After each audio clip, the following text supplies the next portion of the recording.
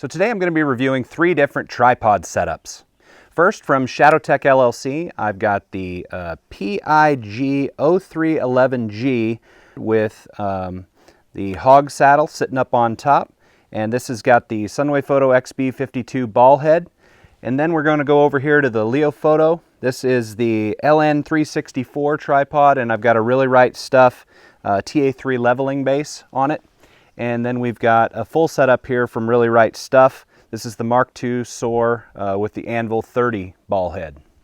All right guys, here's what I want to do today. I'm going to shoot off of these 3 tripods from 4 different positions. All right, I'm going to do free recoil, I'm going to do standing with a sling, I'm going to do seated with a rear support bag, and I'm going to do prone. So I'm going to do that off of all 3 of the tripods. I'm going to do that at 100, 300, and 600 yards. And at 100 and 300, I'm going to get groups, which I'll show you on paper towards the end or at some point during the video. Really, my whole point is here, I just wanted to shoot off these tripods to try to see if any of them are kind of, more stable than the other. Just get you kind of a pros and cons list so you can get a good overall picture of what's out there and what you can use as far as tripods go in long-range shooting. So, here we go. All right, so first thing that I wanted to point out that I noticed about the Really Right Stuff SOAR Mark II Series 3 with Anvil 30 ball head is just how lightweight it is. It felt extremely lightweight when I first picked it up. I didn't know how lightweight it was. So that thing is only 4 pounds and 11 ounces overall weight. That's with the ball head attached. So it feels way lighter weight than the other 2. That's very noticeable. Another thing that I noticed is just how smooth and easy to operate the ball head is. And it stays locked. When you put that thing in place, it stays right where you want it. So that's very nice. It also folds up smaller and more compact than the other 2. So if you're hunting or you want to put this on a pack or something like that where you don't want to be carrying a lot of weight, this is ideal for that. A couple of the cons, the price is a major con on this one. $1,365 for this bipod. It just makes it out of reach for most folks, but it is sure nice for that price. You're getting what you pay for. Although I do think they are maybe just a tiny bit proud of that name. All right, let's take a quick look at the Leofoto LN364C. So overall weight on this guy, 6.5 pounds. That is with the Really Right Stuff leveling base that I have here. It's the TA3 leveling base. So a couple of pounds heavier than the Really Right Stuff. And it does not fold down quite as small. So if I was going to go cons first on this one, the folded size is 22.8 inches.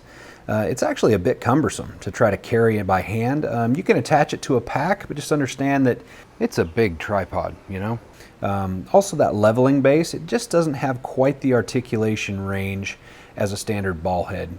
With the Really Right Stuff ball head or the XB52 ball head like on the ShadowTech tripod, you can get almost vertical shots with those, whereas the leveling base, you just don't have the articulation range, unfortunately. So let's move on to the pros for the Leofoto. We've got, it is extremely stable. It's big, it's wide, it's just very, very stable. You can get good shots off of it. The price is another major plus, $450 for the LN364. It is compatible with the Really Right Stuff leveling bases. That's a positive for sure. And it is the tallest of the tripods that I tested. So for taller people, you can put some binoculars or something like that on top of it, or you just need that extra height because you're over 6 feet. This is possibly the best choice for you. And now the ShadowTech PIG0311G. This has got an XB52 ball head on it and a HOGSADDLE sitting up on top.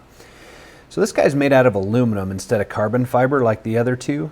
Therefore, it is heavier. So the bipod itself, the tripod itself is only 5.6 pounds overall weight, which is right about the exact same as the Leofoto was. That being said, on the ShadowTech, you've got to take into account the ball head and the HOGSADDLE. So that brings it up to 8.2 pounds overall. This tripod does have a 26-pound load rating, which is pretty great. I mean, you think about what kind of a weapon you can put on top of that. The XB52 ball head has a 135-pound load rating. Now, you're not going to put something that heavy on top of it, but what it does translate into is smoothness. So no matter what you're putting on top of this thing, that ball head can handle it, and it's going to be extremely smooth doing it. A couple of the pros with the ShadowTech. Obviously the price. This tripod is $138. You know, you just can't beat that price for a heavy-duty, durable, hard-use tripod. You know, this was designed by a sniper for snipers, and that is their primary market is military and law enforcement snipers. Now, it'll work just as well for the hunter or the PRS shooter.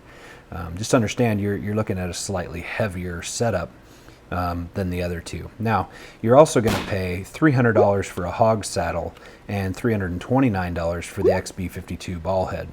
ShadowTech does make some other lower priced HOGSADDLEs and some other lower priced ball heads that are still hard use, heavy duty products, and I highly recommend you check them out. A couple of the cons. I didn't have very many with this, to be honest. With the ball head and the HOGSADDLE, this is kind of a heavy setup, and I guess that's the primary downside with this, is that it is heavy. But again, it's kind of a trade-off. You know, you've got heavier on the front end, not quite as compact, but it helps mitigate the recoil of the weapon system during shots. So it's a negative, but it's also a positive. And this is the shortest of the tripods tested. Not that that's a downside. I'm 6 foot, and I still didn't have any issue shooting off of this standing, kneeling, or prone.